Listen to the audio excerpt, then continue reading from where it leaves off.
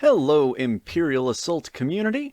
This is IA Command. I am your guest host, Joey G, also known as Clooney the Mad, coming at you with a campaign tier list of items, or the app campaign if you are so inclined. However, some things are different in the app campaign, but we're not going to talk about that. We are here to talk about items in Tier 1 in the Imperial Assault in-person 1v4 campaigns. And we are going to do this in order of release dates. So if you're wondering how items compare to each other based on their given releases, you will be able to see that here. My experience with this game is I've played basically every campaign multiple times, mostly as Imperial, but often enough as the Rebels to have a good grasp on what items are fairly good and which items are fairly situational. So we are going to start off with the core today. And to start us off, we have Armored Gauntlets. These are a melee weapon that attack with a green-yellow dice pool. It surges for stun, it surges for +2 damage, it surges for cleave 1, and it surges for pierce 1, and it costs 300 credits. Just looking at it, it's not terrible. It's not terrible, but it's also not amazing because it does not have an attachment slot, and the dice pool of green-yellow is just kind of mediocre. To start us out, I'm going to put it in B tier because it's not a bad upgrade. However, I'm going to give you a little hint. It is going to go further down because some of the expansions come out with really good melee weapons, and the Armored Gauntlets just aren't there. They're okay, but there's just a lot better stuff out there. Second up, we have the Balanced Tilt. This is a melee attachment, so it goes on to your already existing weapons or your future weapons, so it can be used throughout all the tiers to stunning effect. The Balanced Tilt, the ability reads, exhaust this card while attacking to apply +1 surge to the attack results. It is 300 credits, same cost as the Armored Gauntlets. However, the Balanced Tilt is amazing. It is one of the best items in the game. Quite honestly, if you can pick it up, you should pick it up. We are going straight into S tier because it is just that good. Being able to exhaust at a surge, you can see the dice results before applying Balanced Tilt. You can see if you need the surge, if you don't need the surge. If you don't need the surge, you can use the surge to recover a strain. It is just one of the best attachments in the game. It's in Tier 1, and 300 really isn't that expensive when we compare to some items we'll see later on. So, straight in the S tier, super cost effective, one of the best attachments in the game. After that, we have the Combat Coat, which is +2 health, and it has an ability while defending, you may convert one or more evade results into block results. And this is for 500 credits. It is an armor, so it takes up its own slot, but 2 health for 500 credits it's not good. It is terrible. There are significantly better ways to spend your money, and there's 1 or 2 heroes that can make really good use of the secondary ability, but it's not good. It is too much money for what it does, and it's best left at home. Next up, we have the DH-17. This is a ranged weapon. It shoots green-yellow. It surges for +2 accuracy, and it surges for +1 damage, pierce 1. That's a pretty good surge. Dice pool is green-yellow. Again, not the best of dice pools if you're looking to do damage. And it has 2 attachment slots, and the 2 attachment slots are good. And this is for 200 credits. So a very cheap gun, but it really doesn't do all that much. It is only 200, so if you really need an upgrade for a cheap gun, like if you want to upgrade Gideon's gun, maybe Khotun's gun, you might want to look at this one. But this is another stinker. It's a green-yellow ranged weapon with no innate accuracy. You are going to be struggling to get accuracy on this thing. And in order to make it better, to make it comparable to other items in this tier, you're going to need attachments. And you could spend it on other attachments that can be used to upgrade better guns. So really, again, just like the Combat Coat, this one is best left at home. Next up, we have the DL44. This is an incredibly expensive pistol. It is a blue-yellow ranged attack. It surges for +2 damage. It surges for +1 damage, +2 accuracy. That's pretty good. And it has 2 attachment slots. It has lots of room for growth. So, where are we going to put this? We're going to put this in A tier. Blue-yellow isn't the best of the damaging pools, but it has 2 amazing surges. You aren't going to oversurge, and with 2 attachment slots, you can mod this thing out the wazoo. So, it is a very good gun. Solid A tier. And also, it's Han Solo's gun. Who doesn't love Han Solo's gun? A tier. Boom. Next up, E11. The E11 is a ranged weapon. It shoots blue-green. It surges for +2, and it surges for +2 accuracy. It is 400 credits, and it has 2 attachment slots. It is very similar to the DL44. It is 100 credits cheaper, and it rolls arguably a better dice pool in the... it rolls a better dice pool because a green is significantly more consistent than a yellow. However, having 2 surges for damage is very large. It's a big difference. It's the difference between leaving a trooper with 1 health and being able to outright kill a stormtrooper. So for me, the DL44 ekes it out just a little bit, but it still goes in A tier, because it is a very solid ranged weapon, a solid upgrade that you can pick up and be happy with. After the E11, we have another attachment. This is a melee attachment, and it is the Extended Haft. It reads, if this weapon has reach, gain Pierce 1. Otherwise, this weapon gains reach.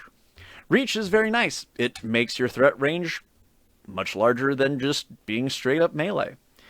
However, it becomes significantly better if the weapon already has reach, and you get Pierce 1. Auto Pierce 1 against Imperial units is fantastic. Most Imperial units, most mercenary units as well, will be rolling black dice. So having Auto Pierce 1 just basically guarantees you'll be boosting your damage. Can't go wrong with the Extended Haft. But it is just overshadowed a bit by some other items. And so we're just going to have to put this into A tier. It can't quite go up to the balance tilt because the balance tilt is just that much better, because it can go on any weapon where the best use case for Extended Haft is getting that extra Pierce 1, and you need a reach weapon for that, and there is no reach weapon in tier 1, so it's a little sad there, but still a solid pickup if you can get it. Next, we have another attachments. However, I'm a little worried. We're having too many attachments, and the Jedi would say you shouldn't have attachments, so I don't know how to feel about this section. Anyway, the Marksman Barrel is the next attachment. It is a ranged weapon attachment. It adds range to your ranged attacks. Marksman Barrel, it gives you +2 accuracy while attacking. If you are coming short up on range, the Marksman Barrel is a solid pickup. If you're facing certain Imperial class decks that make the range harder, if you're on campaigns where there's usually more open spaces, the Marksman Barrel is a solid pickup. It doesn't add any damage output, but it does kind of help your movement because you don't have to go quite as far to shoot someone. But ultimately, there's just better things to spend your credits on, so it has to go into the B tier for us. I am going to put it above the Armored Gauntlets because it is an attachment. It will last you the whole campaign. It is 300 credits, just like the other attachments we have seen so far. And yeah, it's decent. It's decent. Next up, Portable Medkit. Portable Medkit is an equipment slot. Everyone can have up to 3 equipment. This would take up one of your slots. The Portable Medkit reads as follows. You deplete this card after you rest. You or an adjacent friendly figure recovers 3 damage and 1 strain. This costs 450 credits. On its face, it's a good item. It's basically an extra action once per mission. But that's the problem. It's once per mission, It's a deplete, and it costs 450 credits. That's more than half the weapons you'll see on this. No, more than 3/4 of the weapons you'll see on this list. It is not worth it. It is a trap. Do not take this. It's a waste of your money. It's not good. Do not take it. Next up, we have another accessory.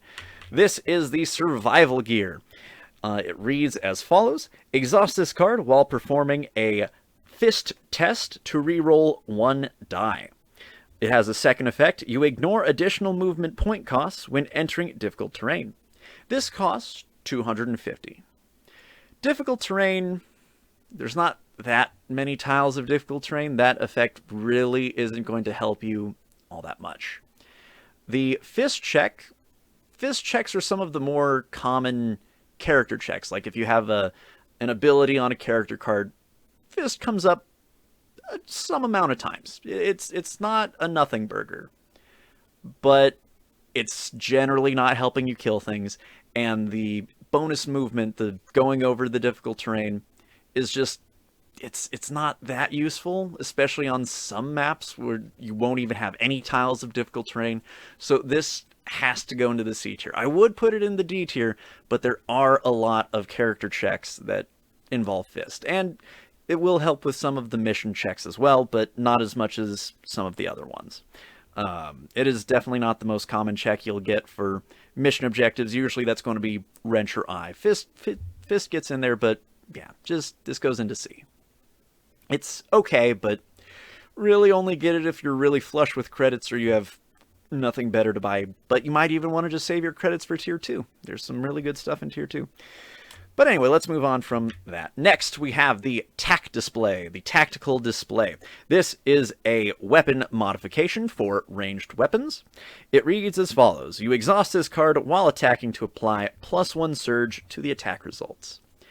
And if you were listening to my reasoning for the balanced hilt, you'll know that this goes straight into S tier. This is an attachment you can use after you see what the dice have rolled. You can see if you need that extra surge. You can just use it if you need to recover a strain. And guess what? It's an attachment. It can follow you out throughout the whole campaign. So, straight into the S tier, right next to balanced hilt. They're both equivalent. You need the proper weapon to use either of them. Both of them, S tier, both of them, 300 credits. Attachments are a path to the dark side, and these will lead you straight there. Going on from the TAC display, we have the Vibro Knife. This is a melee weapon. It rolls green. It has 1 surge for bleed, 1 surge for +1 damage, and 1 surge for cleave 2. It has 1 attachment slot. This one, I don't see a lot of play. Again, there are significantly better melee weapon options in the expansions. But if you don't have the expansions and you're stuck between this and the armored gauntlets, I think the armored gauntlets just sneak it out just a bit, even though the Vibroblade does have an attachment slot. You're just kind of wanting to get to tier 2 if your choices are these. They're just okay. They're not good, and I'll probably be bumping them down later in the tier list, but for now they can just go and be. They're not bad. They're just 300 credits apiece, but ultimately they're just eh. Next up, we are now out of the core items, and we are getting to items from the first expansion, which is Twin Shadows. We get 2 items from the set. First one is the Gaffy Stick. The Gaffy Stick is a melee weapon. It attacks with a red-yellow dice pool. It automatically has Pierce 1. Every time you attack with it, Pierce 1. You don't need to surge for it. Fantastic. It surges for Weaken, which is not good. It does not have a surge for damage. The only thing it surges is for Weaken. Arguably not that great of condition. So, not amazing, but the Auto Pierce 1, that thing is perfection. The Auto Pierce 1 adds so much damage, as I mentioned earlier. Black dice is the most common defense dice you will get for the Imperial units. That Auto Pierce 1, huge. And it is only 200 credits. It is an incredibly cheap way to boost your early damage. because that auto pierce 1 is juicy. So we are going to put this in the top of A tier just because it is incredibly cost effective. Very cost effective. And there's some attachments later on that make it amazing. This is one of the few melee weapons where it's not amazing with balanced tilt. But if you have no other options, you can stick it on there, get some extra surges, weaken the enemy. Not a terrible choice. Gaffy stick, amazing. Red, yellow, auto pierce 1. Go Boba Fett on those stormtroopers and watch as they die. Next up, we have the Tatooine hunting rifle. This is a ranged weapon. It attacks with a blue, so very good at range, but not so much on the surging department or the damage department. It surges for +1, it surges for weaken, and it has a double surge to focus. It has 1 attachment slot, and it costs 250 credits. It is very cheap. However, it is not better than any starting weapon. The double surge to focus is incredibly hard to do, as you need to get damage through in order to get that focus. Ultimately, this weapon is bad. It is a waste of credits. Do not take it. This goes straight in to the D tier, at the bottom of D tier, even past the emergency med kit. It is bad. It is not better than anyone's starting gun. It is a sad trap that no one should use. That is all of the Tier 1 items we get from Twin Shadows. Next expansion was the Return to Hoth expansion, which brings us 3 new items. First up, we have the DDC Defender. This is a ranged weapon. It attacks with a green-yellow. It surges for +1. It surges for +1 accuracy and weaken. And it has a double action special action, so you need both of your actions in order to use this. Perform 3 attacks with this weapon. It has 1 attachment slot, and it costs 550 credits, the most expensive weapon we have seen so far. In terms of cost efficiency, not great. Green-yellow, mediocre pool. Surge for +1, not good. But being able to attack 3 times does have its merits. There are some champions who can work wonders with this weapon. Champions like Vinto, who get to ping off extra damage. Champions like Loku, who are able to add the +1 from their recon tokens. Yeah, anyone who gets extra stuff just from the fact of attacking is able to use this weapon to good effect. Verina's really good with it. If you get point-blank shot on her, you can change it to a red-green and get auto pierce 1. It is a good weapon for a very select few people. Otherwise, it is garbage. If you are not one of the people I mentioned, probably in the C or D tier. If you're one of the champions that I did mention that can use those 3 attacks to great effect, this could go into the A or S tier. So we're just going to stick it in B, because it is highly situational. And yeah, it's situational. It's expensive, situational, solid B tier candidate. Next up, from Hoth, we have the Underbarrel HH4. This is a modification for ranged weapons. It gives you +1 accuracy, so 1 less than the Marksman Barrel. And it gives you a surge for Blast 1. If you are consistently over-surging, or you need just a little bit of extra range and you want to add that blast threat, it is not a bad pickup. This is 300 credits, like most of the other attachments. It's not amazing. 1 blast by itself is just okay. The threat of it's good. Generally, surging to kill your main target is the better way to go, but if you have the extra surges for blast, it's not terrible. We're going to put this right next to the Marksman Barrel. I think the ability to blast 1 over the 1 extra accuracy, I think is just a little bit better, so we're going to put it in front of the Marksman Barrel. Next up, we have the melee weapon that came with Return to Hoth. This is the Vibro Knife. It is a melee weapon. It rolls green-green. It surges for bleed. It surges for +1. It surges for pierce 2.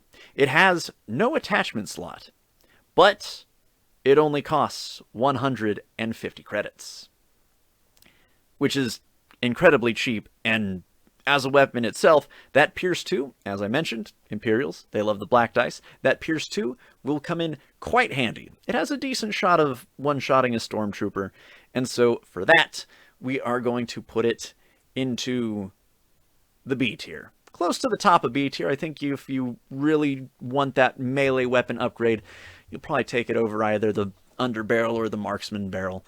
But with that, we are going to push this sad little Vibro Axe down to the C tier, because we don't need 2 melee weapons in the same tier. It's just unnecessary. Next up, of course, I'm gonna push that down into the C tier. All right, that is everything from Return to Hoth. Next expansion that was released was the Bespin Gambit.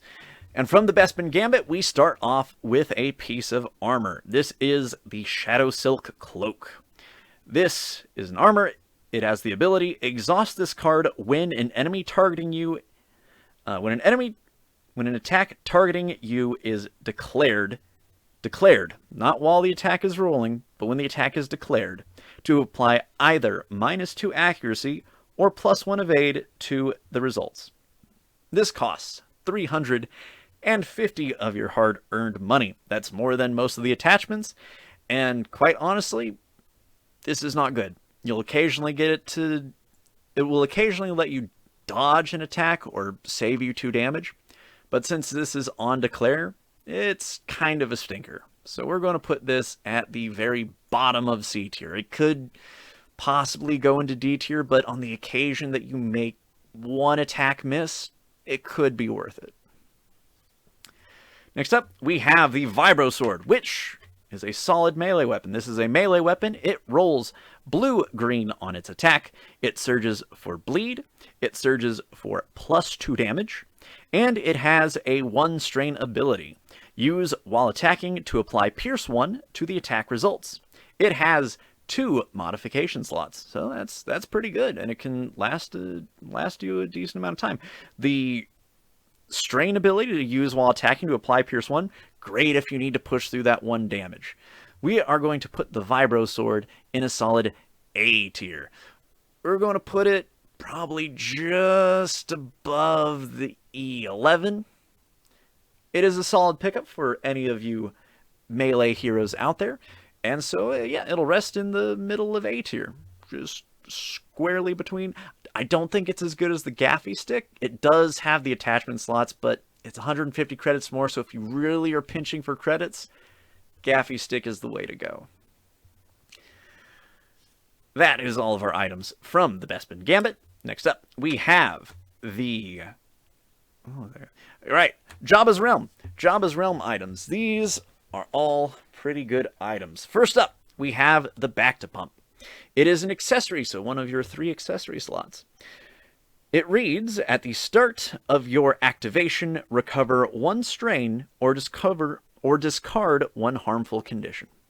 This is every round, just at the start of each of your turns. No, not the start of the round. At the start of each of your turns, you'll recover 1 strain or discard a harmful condition. Imperial stunned you? No, he didn't stun you. You have the Back-to-Pump. You need that 1 extra strain? Well, you recovered that 1 extra strain because this is the Back-to-Pump. The Back-to-Pump is great. It is amazing. This goes into the S tier. 1000%. There are some heroes that are incredibly strain heavy. It's really good on them. Some that the Imperial player may be able to consistently stun, whether they're using a certain class that adds extra stun, or conditions that they just don't want to have, or they might even give some conditions to themselves. This is good for helping clear those, and the strain recovery is fantastic. For 300 credits, it's a fantastic investment. It will last you the whole campaign. It is an amazing pickup. If you get the opportunity to pick it up, you should pick this up. After the Back-to-Pump, we have the Emergency Injector. This is also an accessory. It reads, deplete this card during your activation. You or an adjacent friendly figure recovers 2 strain and discards a harmful condition. And it's only 150 credits. The deplete, not great. We don't like deplete cards generally. But for 150 credits to do half of a rest, maybe some extra if you have a condition, that's a good pickup. For 150 credits, you can't go wrong. This is a solid A tier pick. I want to put this at the top of A. Its cost ratio, really good. 2 strain just for free? Well, not free. You paid 150 credits for it, but that's potentially 2 strain in a harmful condition every scenario. Solid pickup. If you can afford it, pick it up. If you have some leftover change, pick it up. It's a very good item. Next, we have a ranged weapon. This is the hand cannon. It is a ranged weapon.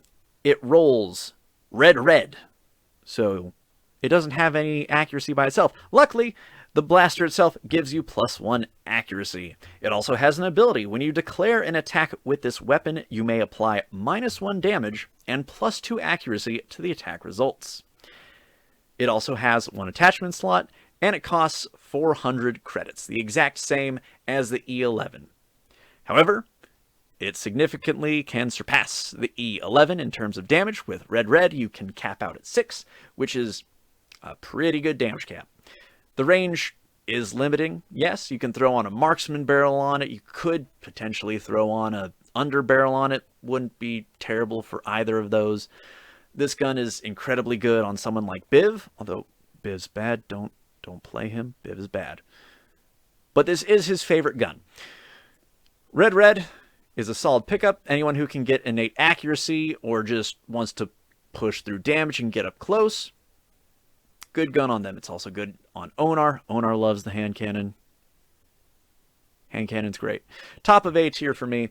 Its damage output is really good. It'll last you through tier 2 until you can get a tier 3 weapon. Solid pickup. Definitely the top of A. And with that, I think we'll actually drop down the E11 to the top of B. It is a good pickup. It's still a good pickup, but compared to the DL44 and the hand cannon, it has to slip down a tier for the rankings. That is all of our items from Jabba's Realm. Next up, we have Heart of the Empire. Heart of the Empire brings us some cool tools. First up is the Charge Pistol. This is a pistol that rolls a green and has +1 accuracy, so your minimum accuracy is 3. Not terrible. Green dice, very consistent, very solid.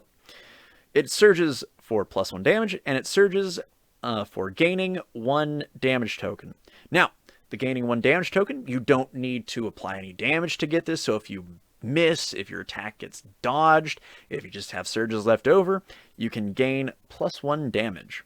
It also has 2 attachment slots, so you can mod it out. You can make it a solid tier +1 weapon. 350 credits. This is a good pickup. We are going to put this in the A tier. Is it better than the DL44? Cost-wise, yes. If you don't have any attachments, I would take the Charge Pistol over the DL44. If you do have attachments, and attachments are very good, I would pick the DL44 over the Charge Pistol. But we're just going to put it right down there, right next to the DL44. Next up, we have another attachment. Our last attachment for Tier 1. This is the Charged Ammo Pack. This goes onto ranged weapons, and it gives you a Surge, gain +1 damage token. This is an entirely meh pickup. However, it's only 100 credits, and some guns just don't have a lot of surge options. So if you want to pick this up because your starting gun does not have good surges, it's not a bad pickup. And for 100 credits, you sell it back for 50. It's basically spending 50 credits to give you a small boost early on. It's not a bad pickup. It's something that you'll be willing to part with early, but on some people, it's very good to pick this up if you just want to push your damage just a little bit higher on occasion. So we're going to put this right next to the barrels. I'm going to put it right below the barrels because the barrels have sticking power where the Charged Ammo Pack does not. Most later tier guns will have plenty of surges to use, and you won't be using that surge to gain a damage token, so it has to go a little bit lower than the other 2 attachments. Well, we are... Oh, no, we have one more item from Heart of the Empire, and that is the Responsive Armor. Responsive Armor is an armor. It gives you +2 health, and while you are attacking, you gain Surge. Gain +1 block token or +1 evade token. Now, we had the combat coat all the way in C tier, because it just gave 2 health and an ability that sometimes works. We're putting the responsive armor in S tier, because it's only 250 credits for 2 health. The surge options are nice, but 250 credits for 2 permanent health on a hero, very good. It is very solid, good pickup, you can't go wrong. S tier, pick it up when you can. It gives you just that much more tankiness for a very cheap cost. S tier, all the way, responsive armor, fantastic pickup. That is the last item from Heart of the Empire. Last, we have Tyrants of Lothal. Tyrants of Lothal is, Tyrants of Lothal. They're rebels. It brought us the wonders that was Spectre Cell to the Skirmish community. The campaign itself, pretty decent. The tier 1 items it brings are insane. Combat Vambrance is our first up. It is an accessory, so one of your 3 accessory slots. It gives you +1 health, and it has an ability. Exhaust this card while attacking to reroll 1 attack die, showing only a single attack icon. This item costs 200 credits, and it is amazing. This goes S tier all the way. It gives you a reroll, because you're going to reroll your ones that show fewer symbols, because there's no reason not to generally. And it gives you +1 health. +1 health. All of this for just 200 credits. A reroll and health. S tier all the way. Take it if you can. It's very good. Last up in tier 1, the last tier 1 item. This is the Punch Dagger. It is a melee weapon. It attacks with a blue-yellow. It has a double surge ability for +3 damage. And it has an ability that reads as follows. While attacking with this weapon, after any rerolls, you may turn 1 die showing only a single attack icon to any other side. It has 1 attachment slot, and it costs 400 credits. Blue-yellow, not an amazing or consistent attack pool, which is actually to this weapon's benefit. With its double surge for 3 damage, this thing is insane. It is the singular best weapon you can buy in tier 1. I would put it in the S tier, but honestly, that's not doing it justice. We need to make a tier that is higher than S tier. And that's what we're going to do. We're going to make a little tier. Let's see. Let's add a row above. Let's make it the purple tier, because I love purple. So we will add the row above. I think I added one too many. Delete a row. Actually, no. This wasn't a mistake. We are going into the S++ tier. Because where did the old... Oh, it removed the stuff from the S tier. Anyway, that's the S tier. This up here is the S++ tier. So we're going to put our items back where they belong. Take these back into the S tier. And then we have the Punch Dagger in S++. This thing is amazing. Its worst roll. Its worst roll is 3 damage surge. That's your worst roll. Everything else, you're going to be doing 4 damage. 5 damage, 6 damage. This thing gets up to 6 damage. Most tier 2 weapons will struggle to get 6 damage without attachments. The Punch Dagger does it consistently, because you're able to turn the yellow to the damage surge. Or you can match up with the blue dice if you roll the surge and a damage. It is the best weapon you can take in tier 1. If you have a melee champion, if you don't even have someone who's melee, but you have someone who wants to get in close, but they don't really synergize with ranged weapons, this still might be the best pickup you can get. It is hyper consistent. It has a high damage maximum and an incredibly high damage floor. It is the best weapon you can get. And if you have the opportunity to pick it up, you should. Anyway, that concludes all of our Tier 1 items. I will be looking to do all of the Tier 2 items. Hopefully this was informative. If you have any questions, please let us know down in the comments below. And I was your host, Joey G, and I will see you on the next tier list for campaign items. Stay safe, and good luck with your rolling.